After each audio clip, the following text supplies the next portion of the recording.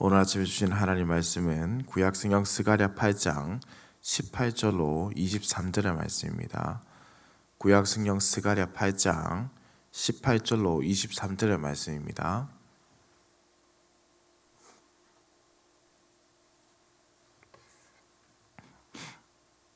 함께 한 목소리로 합독하여 읽겠습니다. 만군의 여호와의 말씀이 내게 임하여 이르시되 만군의 여호와가 이같이 말하노라. 넷째 달의 금식과 다섯째 달의 금식과 일곱째 달의 금식과 열째 달의 금식이 변하여 유다 족속에게 기쁨과 즐거움과 희락의 절기들이 되리니 오직 너희는 진리와 화평을 사랑할지니라. 만군의 여호와가 이와 같이 말하노라. 다시 여러 백성과 많은 성읍의 주민이 올 것이라. 이 성읍 주민이 저 성읍에 가서 이르기를 우리가 속히 가서 만군의 여호와를 찾고 여호와께 은혜를 구하자 하면 나도 가겠노라 하겠으며, 많은 백성과 강대한 나라들이 예루살렘으로 와서 만군의 여호와를 찾고 여호와께 은혜를 구하리라. 만군의 여호와가 이와 같이 말하노라. 그날에는 말이 다른 이방 백성 10명이 유다 사람 하나의 옷자락을 잡을 것이라. 곧 잡고 말하기를 하나님이 너희와 함께 하심을 들었나니 우리가 너희와 함께 가려 하노라 하리라 하시니라. 아멘.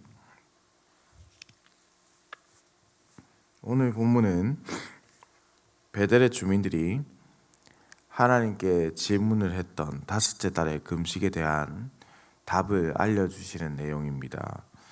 스가랴 7장 3절에 보시면은 베델 사람들은 제사장과 선지자들에게 5월에 하는 금식에 대해서 질문하였는데 7장 5절에서는 하나님은 5월의 금식에 더하여서 7월 금식에 대해서 반문을 합니다. 여기서 5월 금식은 예루살렘 성전 파괴를 기억하며 스스로 겸비하는 금식을 의미한다고 학자들이 해석을 하고, 7월의 금식은 이 속죄일과 관련하여서 이 금식을 의미한다고 해석합니다. 5월의 금식은 그래서 이 예루살렘 성전이 무너진 그때이기 때문에 슬픔의 금식이라고 할 수 있겠지요. 예루살렘의 성전이 무너진 날은 이스라엘에게 있어서는 대단히 치욕스러운 날이라고 할 수 있습니다. 그러나 이 성전 자체가 파괴되었다고 해서 하나님의 나라가 패망한 것이거나 하나님이 패배한 것은 결코 아닙니다. 모든 전쟁은 하나님의 권능에 달려 있고 하나님께 속하였다라는 표현이지요. 그리고 하나님은 세상 권세와 비교할 수 없는 만군의 여호와 하나님이시다라는 것을 계속 그래서 말씀하고 있다는 점이 우리에게 중요한 핵심입니다. 하나님은 이 5월의 금식의 기쁨과 즐거움과 희락의 절기가 될 뿐만 아니라 모든 날이 이런 즐거운 절기로 바뀌게 된다고 말씀합니다. 우리의 모든 날이 이제 기쁨과 희락이 넘치는 날이 된다는 말씀이죠. 이런 희락의 절기를 만들기 위해서 하나님은 남은 자들에게 너희는 진리와 화평을 사랑하라 라고 말씀을 합니다. 이 말씀은 매우 중요한 의미를 가지는 말씀입니다. 사실 이것은 하나님의 백성들이 가져야 하는 올바른 태도이지요. 진리와 화평을 사랑하는 것. 그러나 이 말씀이 주어진 시기를 다시 한번 돌아볼 필요가 있겠습니다. 그때는 포로 생활을 끝낸 후기의 말씀이고, 대상은 포로 후기에 하나님 나라에 속한 자들입니다. 이는 마치 그 당시 이 상황이 어떠한 이 이스라엘 백성들에게 있어서 과거의 역사적 사건을 떠올리게 하는 그 당시의 상황입니다. 그것은 바로 출애굽 시기를 연상시킨다는 겁니다. 하나님께서 자기의 백성들을 출애굽 시킬 때부터 가졌던 그들이 하나님 나라의 그들을 데리고 와서 하나님께서 정말로 하나님 나라의 백성으로 자라길 바랬던, 그리고 하나님 나라의 백성들이 가져야 했던 그 이상적인 모습을 지금 말씀하고 있다는 것이죠. 곧 하나님의 법대로 통치되는 하나님의 왕국의 가장 기본적인 규율로서 지금 말씀하고 있습니다. 너희는 진리와 화평을 사랑하라 라는 점이죠. 예루살렘 성전이 무너진 것은 슬픔과 아픔의 날이기도 합니다. 그러나 그런 날로 끝나는 것이 아니라 하나님의 통치 왕국에서 하나님의 법을 떠나 살려는 것이 더욱 슬프고 아픈 날이라는 것을 깨닫게 해준 날이기도 합니다. 이러한 것을 깨닫게 하신 하나님께서 이 금식의 날이 슬픔의 날로만 끝나는 것이 아니라 기쁨과 희락의 절기를 만들기 위해서 진리와 화평을 사랑할 것을 권면하고 있는 것입니다. 20절에서 23절의 말씀을 보시면은 금식의 달이 기쁨과 희락의 절기로 변한 날에 수많은 이방 민족들이 예루살렘에 와서 여호와께 은혜를 구하고 만군의 여호와 하나님을 찾는다라고 말씀합니다. 이것은 이미 이 스가랴 2장 11절에서 그날에 많은 나라가 여호와께 속하여 내 백성이 될 것이요 라는 말씀을 하신 바 있는데, 이 예언의 말씀을 반복해서 지금 다시 이곳에 가져와서 하고 있는 것이죠. 이러한 반복을 통하여서 우리에게 알려주는 것은, 당연히 반복을 한다는 것은 대단히 중요한 말씀이라는 것과 동시에 그날이 하나님께서 다시 말씀하신다는 것은 반드시 찾아온다라는 것을 우리에게 알려주시고, 그 당시 포로기 백성들에게 강력하게 지금 메시지를 심고 있는 것이죠. 더불어서 이미 하나님께서 그런 날이 온다라고 말씀하신 것은 바로 그런 날을 지금 하나님께서 만들어가고 있다라는 것을 의미합니다. 하나님의 계획 안에 그 날이 이미 진행되고 있는 것이기 때문에 이 기쁨과 희락의 날은 반드시 찾아올 뿐 아니라 지금부터 너희가 너희의 삶에서 내가 너희를 부른 날부터 이 기쁨과 희락의 날이 시작되었다라는 것이죠. 이러한 상황에서 23절의 말씀은 이제 매우 의미가 있는 것입니다. 만군의 여호와가 이와 같이 말하노라. 그날에는 말이 다른 이방 백성 10명이 유다 사람 하나의 옷자락을 잡을 것이라. 곧 잡고 말하기를 하나님이 너희와 함께 하심을 들었나니 우리가 너희와 함께 가려 하노라 하리라 하시니라. 이방 민족들이 유대인을 붙잡고 우리가 너희와 함께 가려 한다 라고 말합니다. 이방 민족들이 유다 사람의 어깨를 붙잡고 적극적으로 예루살렘에 가려고 한다라고 하고 있다는 뜻입니다. 그러한 이유는 무엇입니까? 오늘 말씀해 보시면은 하나님께서 너희와 함께 계신다는 것을 우리가 들었기 때문이다라고 말하고 있습니다. 여기에서 사용된 히브리어 하작, 함께 가려 한다, 그리고 여기에서 이 말씀에 사용된 히브리어 하작, 강하게 하다, 강하게 붙잡다, 하작라는 단어인데요. 이 단어를 사용한다는 것은 하나님을 찾기 위해서 유대인들을 놓치지 않으려는 이방인들에 대한 강한 소원과 열심을 보여준다라고 할 수 있겠습니다. 심지어 23절에서 이 하작이라는 단어가 2번이나 반복적으로 사용되고 있습니다. 조금 전 말씀드린 바대로 동일한 말씀이 반복된다는 것은 강조하는 것이고 반드시 일어난다는 뜻을 가지고 있다고 했는데, 지금 이 이방 백성들의 행동이 얼마나 강조되고 있는지 모릅니다. 어떻게 해서든 지금 이 포로기 백성들을 붙잡고 내가 하나님께로 너희와 함께 가려고 한다, 내가 예루살렘으로 가려고 한다 라는 것을 말씀하고 있다는 거죠. 그런데 그 이유가 하나님이 너희와 함께 계신다는 것을 우리가 들었기 때문이다 라고 합니다. 오늘 본문은 이방 민족이 여호와의 얼굴, 즉 그의 은혜를 구하고 있는 여호와 하나님, 그분을 찾는데 주력하고 있다는 점에서 매우 독특합니다. 그날에 이러한 은혜를 누리게 된다는 것, 사실 이것이 최후 종말의 날을 의미하는 것인지 아니면 예언의 성취가 이전에 선지서에서 나왔던 것처럼 중복적으로 이루어지는 것을 의미하는지는 명확하지는 않습니다.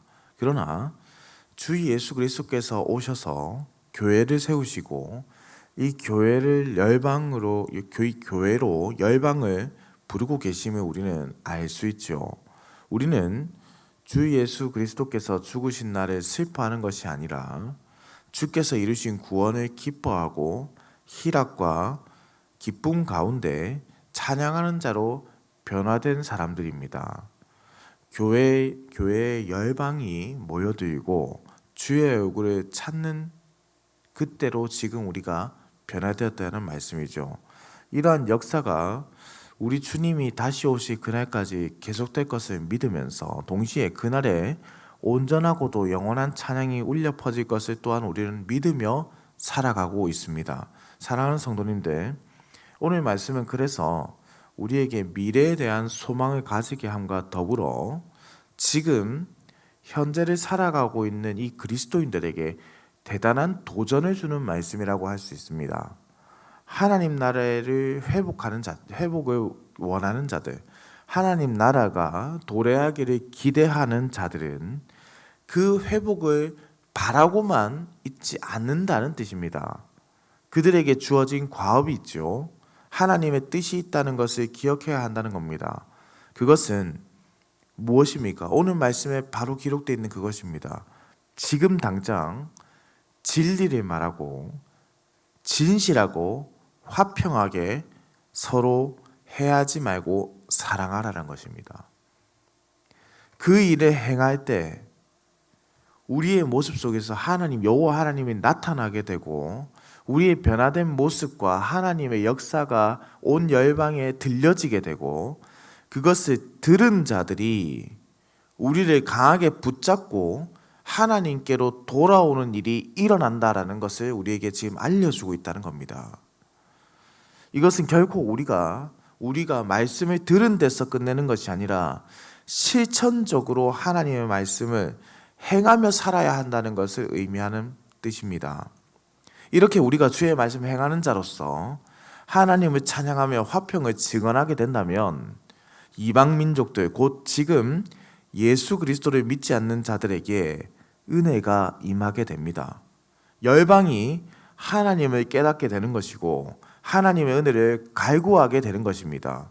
바로 우리의 옷자락을 강하게 붙잡고 주께로 돌아오게 된다는 말씀입니다. 사랑하는 성도님들, 우리는 그래서 결코 이웃을 해하거나 미워하거나 시기하거나 질투하거나 공정하지 못한 재판을 하거나 빼앗거나 피해를 주어서는 안 된다는 것을 알 수 있습니다.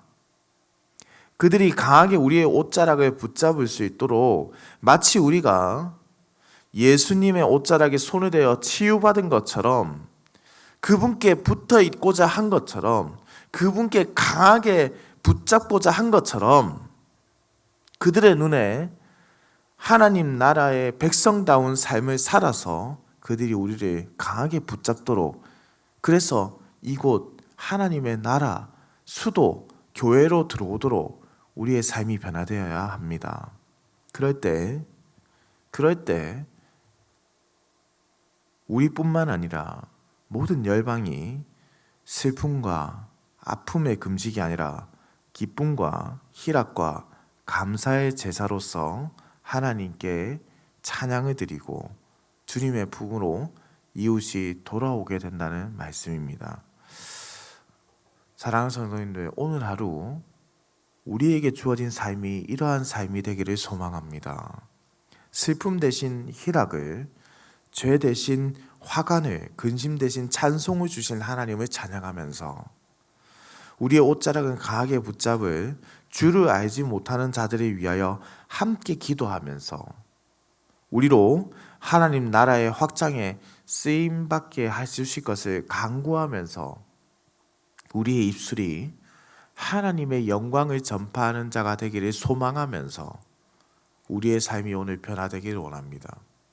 결코 여호와 하나님을 모르는 이방인들처럼 살아가는 것이 아니라 여호와 하나님께서 완성하신 구원의 길에서 주 예수 그리스도께서 완성하신 너무나 아름다운 그 구원의 은혜를 우리 입술로 전파하며 그들의 귀에 여호와 하나님의 복음이 들어갈 때까지 우리의 삶이 이렇게 변화되어서 진리와 화평으로 서로 사랑하는 성도님들의 삶이 되기를 우리 주님의 이름으로 축원합니다. 기도드립니다. 사랑과 은혜가 풍성하신 살아계신 우리 하나님 아버지, 지난 간밤에도 급하고 어려운 소식 없이 우리를 지켜주셨다가 이렇게 생명의 하루를 우리에게 허락하여 주심에 감사와 찬송을 올려드립니다. 우리에게 주신 이 생명의 날에 하나님을 찬양하며 기뻐하며 오직 하나님께만 쓰임을 받는 귀한 날이 되게 하여 주시옵소서.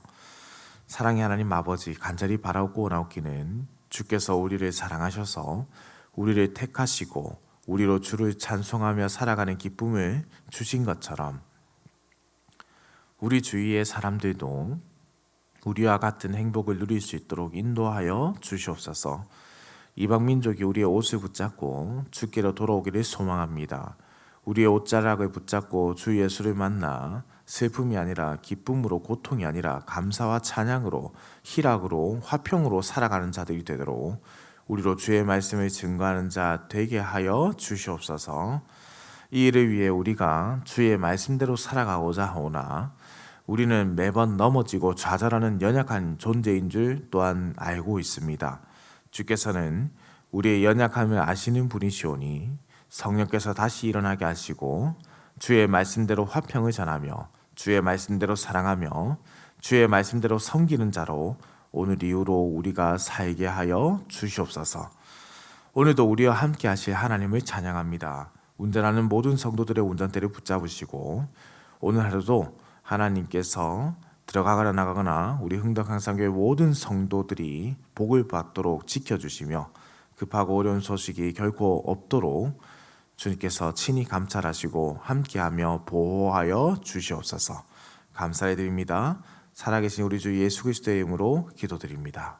아멘.